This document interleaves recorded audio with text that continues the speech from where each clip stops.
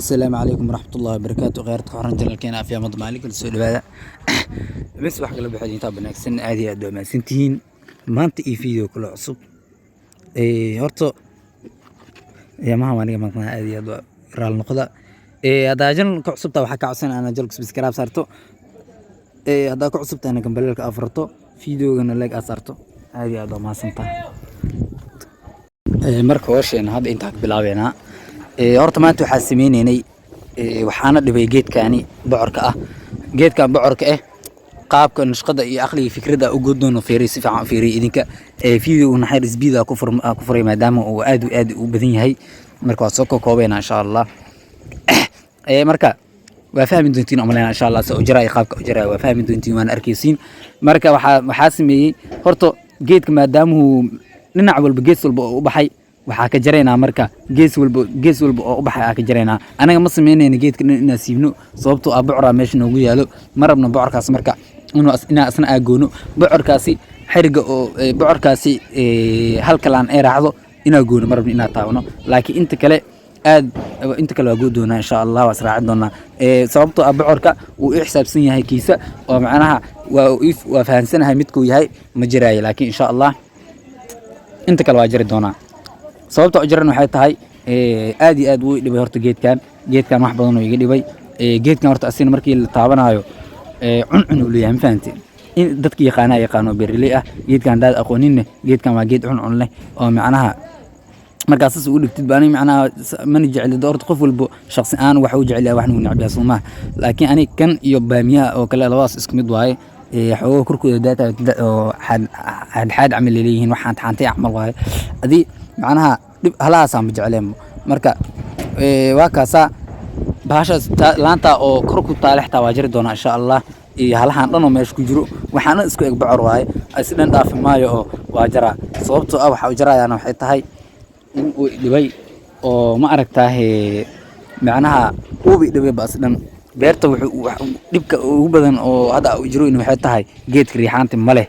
moosaska iyo wax dhan uu taabanaa geed haduu geed kala taabtana uu goonaa waa ogtihiin taas shak kuma jira xididkiisa taabto marka geedkan xididkiisa meel walba sii gaaraa asina beerta dhan uu ku faafuyaabo meel walba uu gaaray meel walba saay qabsaday baalaa ku soo bateen geedka maadan baalidiis mal arkaa ku qaar sunta markaa ku shubo rafaadka waa dareemi kartiin qof waxa dad si fiican wax dad loo sheegayaan ma lahano waa fahansantiin marka kan kor inaa jiraa rabaa kan kor xoogaho waxa fahmi waayay maya tan hoose waa fahmay laakiin tan kor xoogaho malakal fahmaayo mid oo raacsan tahay bocorkaani imid uu raacsan yahay dhankaas oo macnaha tiirka dhankaas oo sii baxaayo labadooda xoogaho kala saarayay markii dambe waa fahmay kabacdi waa jaray qaabka oo jarayna waa arkaysiin insha Allah saa u jeedin marka saas waaye maxaa bocorkaas ana maanta jirinay hawshan ugu weyneed hawshaas ahayd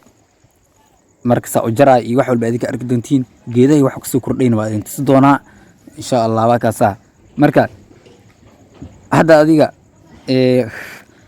dad badan oo nangaas soo saab ila soo hadlayn waa arkay oo i weydiinayay su'aalo badan su'aalahooda dad ugu jawaabay dadka dhan waa ugu jawaabay intii soo bacday oo awgahay arkay waa ugu jawaabay kuwa kale oo hadda arkan haday dhow arkane ayagana waa ugu jawaabay ma fahantiin marka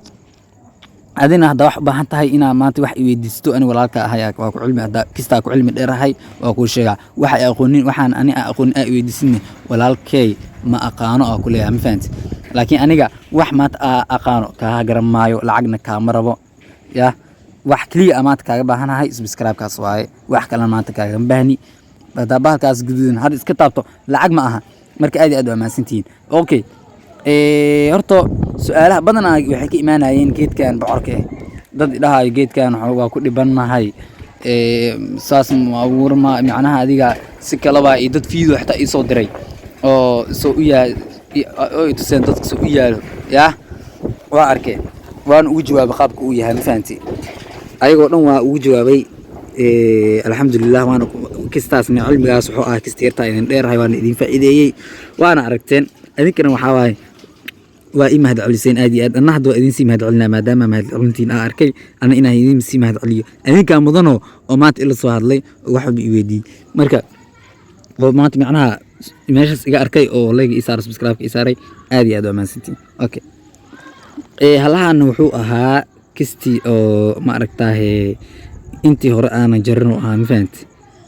halahan wuxuu ahaa kistii yarta aanan jarin soo beerta ay aheeday qaabka beerta u ekaaday